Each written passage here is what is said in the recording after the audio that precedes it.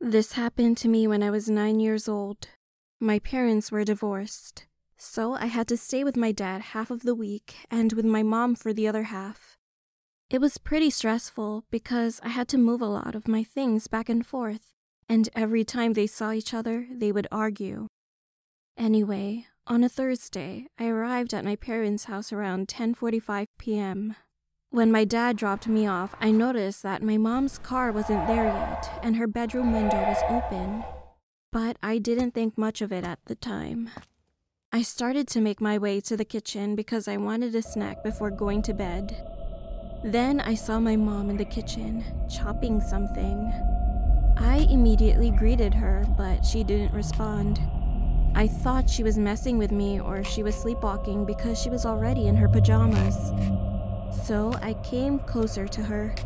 I couldn't see her face because of her long hair, and her skin was much paler than usual. I tapped her on the shoulder and she slowly turned around.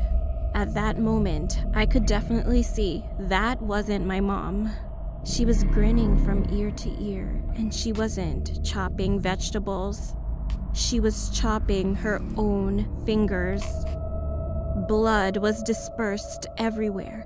Screaming, I ran upstairs to my room, shut the door, and hid in my closet. However, the woman followed behind me quickly, and I could hear my bedroom door open. Through the crack, I could see that she was holding a knife and her hands were gushing out blood.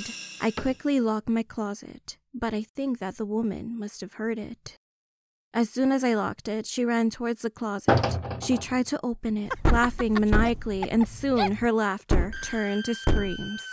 I thought I was going to die, so I just sat in the corner and cried. And I started thinking about all my memories with my parents and how much I took our time together for granted. Then, all of a sudden, I heard my mom's car pulling up in the driveway.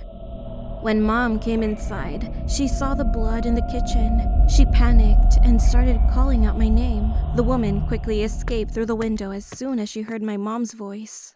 After taking a couple of minutes to gather composure, I ran outside and saw my mom coming up the stairs.